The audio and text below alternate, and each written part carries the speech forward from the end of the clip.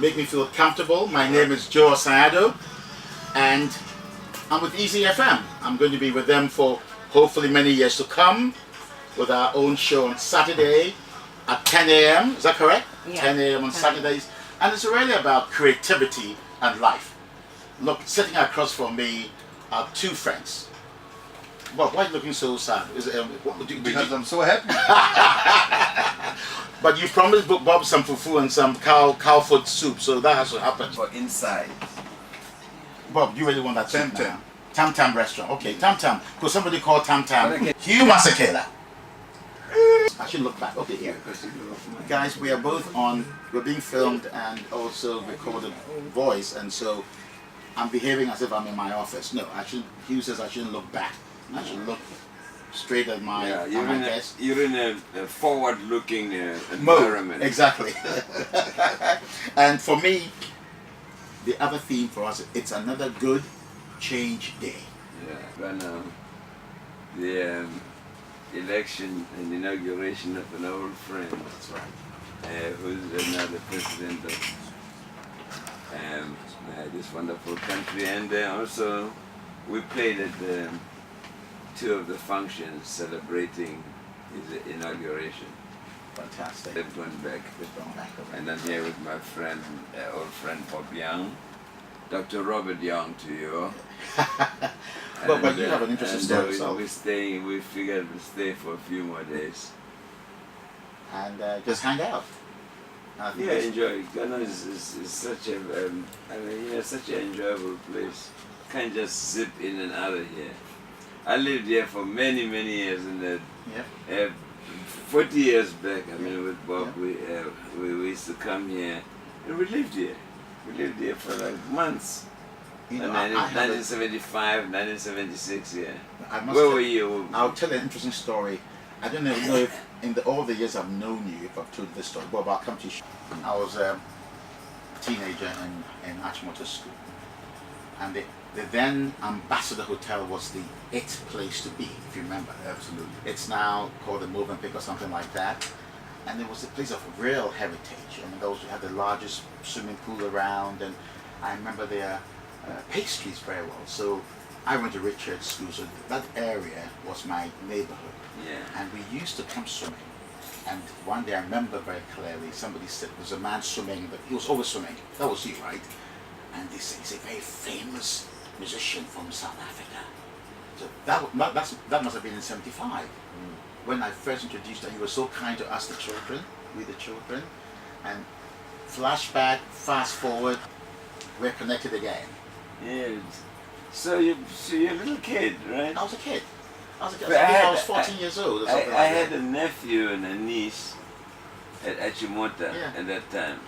Kakuna Karina. Yes, she was a good friend of mine. Where is she now? Was she in London or something? No, she's not in New York. In New York, okay. Yeah. I remember. Kakuna Karina. Small. I had no idea that she was your relative. Yeah. We were all kids at that time. Well,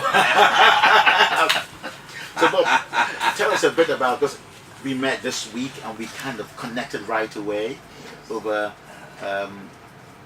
topics around infrastructure and business and culture. Yes. So, well, that's one of the reasons I came. But the main reason I came was on hearing that our old friend had achieved a long standing aspiration of becoming president. When I first came to Ghana, I think it was 1975, he was an aspiring lawyer in Dakar. And he espoused his interest in becoming president even at that time. And of course we've been in touch with him throughout over the period of years. We've watched his failures and his continued excess, and I believe that he should at this stage be a model for many Ghanaians who espouse to do something, who want to achieve something. He should be a good model for perseverance and hard work and determination. And tenacity. Yes, I believe that firmly. So he's a good role model in that regard. So when we heard he had won and there was an inauguration, well, I couldn't come behind. Yeah. I mean, I couldn't be left behind. The other reason is hasn't been completely candid with you. We talked about a film project. That's right. Getting to creativity. That's right. This was first discussed in 1975 in Makola, something. That's right. Near the market. That's right. And In Tudu. in Tudu, somewhere. And then he has, in my view, been one of the most successful people that I know. That's right. In terms of setting goals for himself and having achieved them. So the one outstanding goal that we still are busy with now at the moment is the film project. Fantastic. And it was first realized and first conceived in Accra. So we stayed, a few more days to maybe just make contact and for nostalgic reasons, and which will probably give us more content. But Makola has changed considerably. It has, and for the better, yes. Yeah. It has. So those are the two reasons why. Yeah, we spent a few hours yesterday. In the traffic in Makola. Yeah, and inside Bob is a old Makola man, so he said, we have to go to Makola. I said, man, we're going to get, it's going to be most of the day. He said, man, I want to get material, and the best material for my outfit is in Makola. So we went there, and it took us hours, but we're not running away from anybody. So we're enjoying Ghana extremely, and we're getting to buy. You check out my shirt. Yeah. But before we bought it in the street. That's right. I love it. Yeah. But it's that appropriation of the public space that is so African that we need to preserve. Everything. It's about engaging. On the sidewalk. It's a creative space. It's a very creative space. It's the most creative space. It's a space that you find. Africans are really industrious people, very much so. and they're looking for a break to really be industrious, to learn, and I think that's what they're not getting. I think hopefully we're getting into an era with our new president where, because I know he's a big person for education, to arm our people with knowledge, not necessarily book knowledge. Indigenous But knowledge it's like indigenous knowledge is our biggest strength, is our heritage, And out of there we have the things that we can sell. That's right. Because we're just buying and buying, and the day we begin to sell will be the day we have realized ourselves that our stuff is good. And also making our stuff is important. Before we sell, we got to now get into the culture of making. And that takes, a lot of... Someone once said that poor people in Africa, being from America, I travel all over the continent. The poorest people are not the ones who are responsible for the underdeveloped. They're the hardest working people in the world. It's those of us who have had some opportunity to acquire some skills and some knowledge and some resources are the ones who I believe are responsible for the development. That's right. The hardest working people are the ones who are the poorest if you look around. I want to revisit this issue of the film. Yes. I'm going to make an announcement on live radio. Don't look back. I'm not looking back. I'm looking right ahead. Great title. And there's another thing. I will refrain from using that phrase, you guys. Never. And if I do, just hit me on the head with something. Somebody hit me on the head with something. Yeah, Hugh hates those two words, you guys. We'll make a sign And to he hit him. me, boom. But I'm about to star or act in my first film. Oh. So I'm offering my service to you to be the second film. All right. Do you think it could be a good second? And so actually from this session, I'm going to my first reading. Yeah. It's serious stuff. So Oh, I'm thrilled really that for me creativity is not about what I've been taught in school. It's about life and all the other things that refresh it and enliven it and enrich it. So.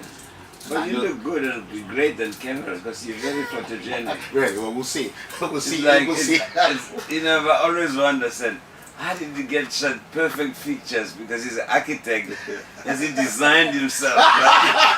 redesigned it. Because I'm not that talented, okay? Remodeled it. So anyway, But let's get back to creativity. Yes.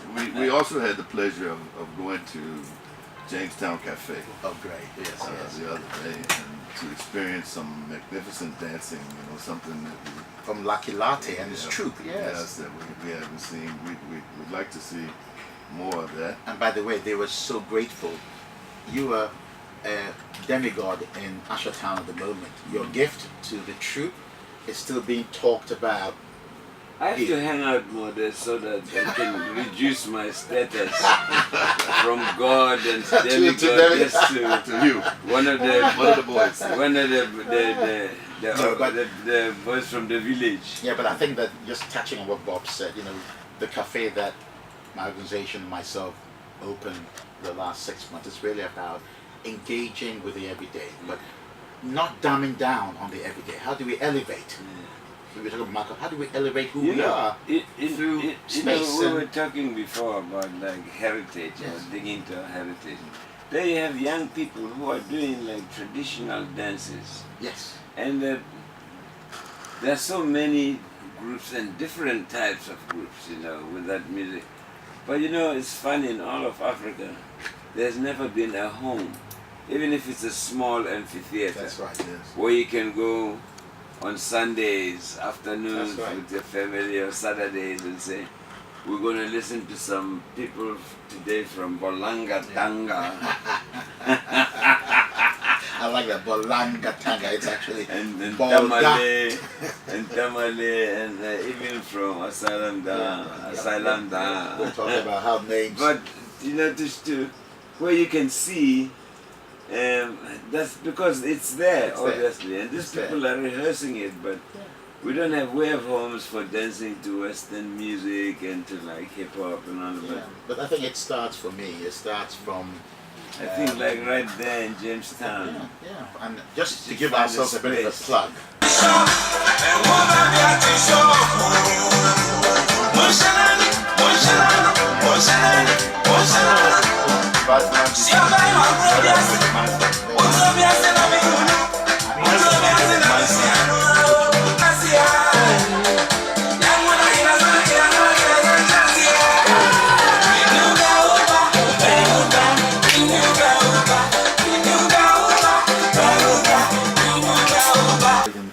In future shows, but Bob, you were going to touch about what I want to talk about is this idea of diaspora. And when I see people like you and Hugh and most of my friends from different parts of the black world, right, African Americans and so forth, I'm always thinking, why isn't Africa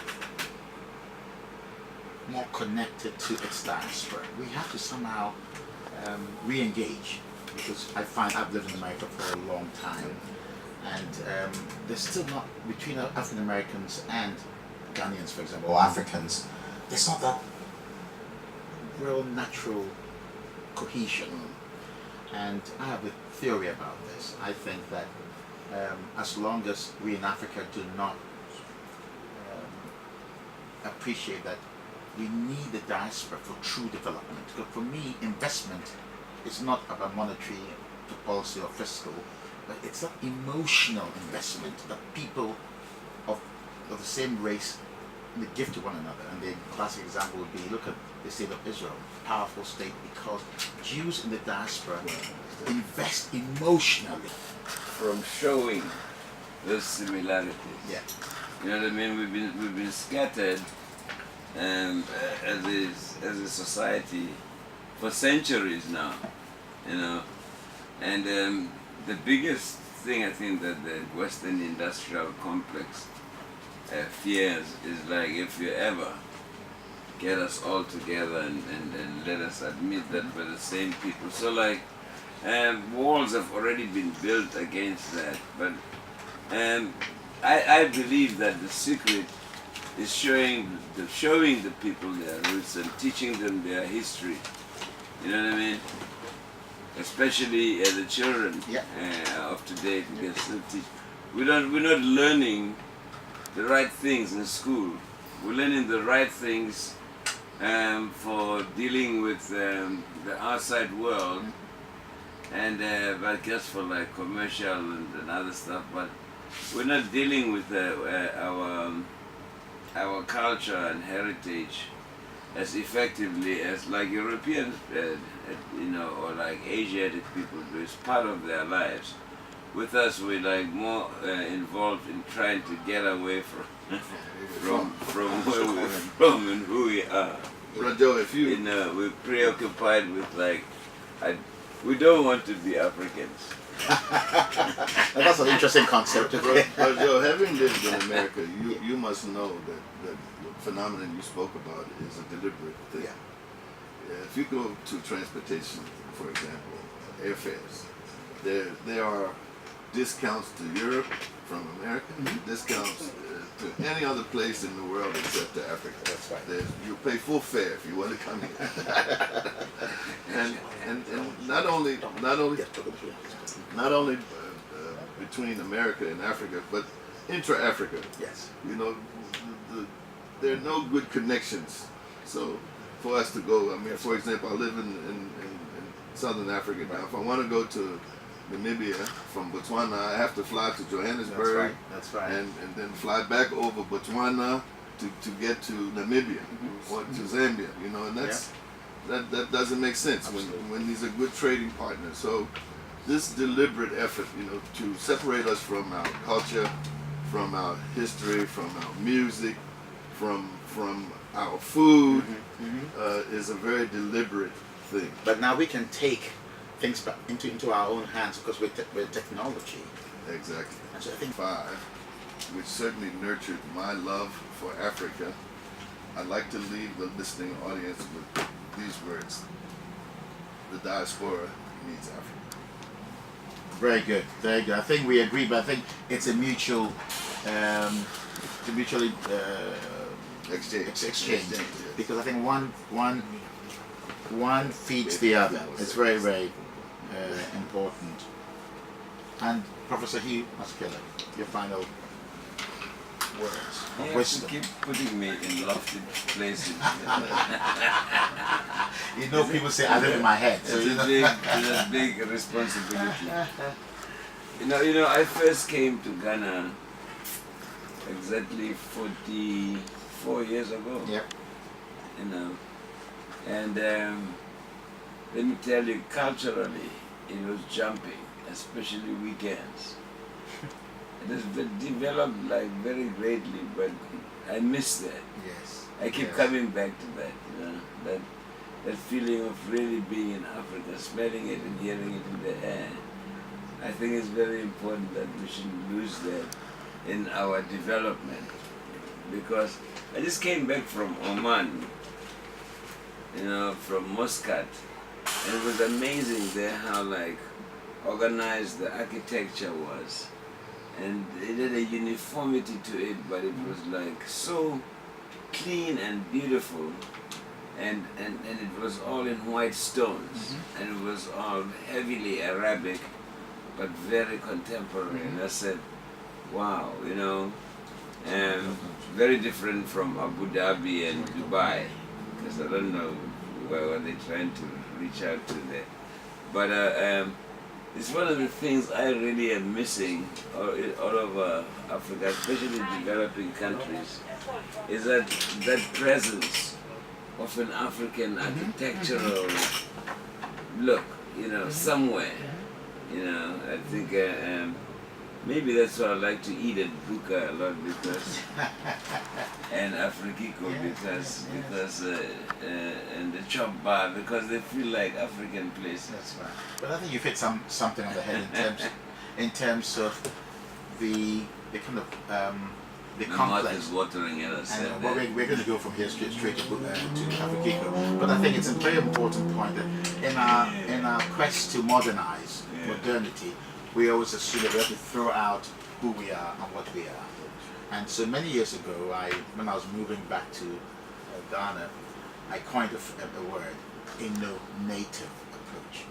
Inno-native is about, of course, innovation and all the technologies that we need to bring to bear, but we cannot forget our indigenous side of things. So it's that interplay or overlap, mixing of the two, which I think is what we need to strive for.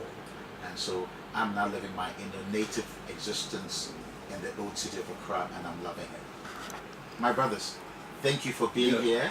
One last word. Yes. Don't forget the amphitheater.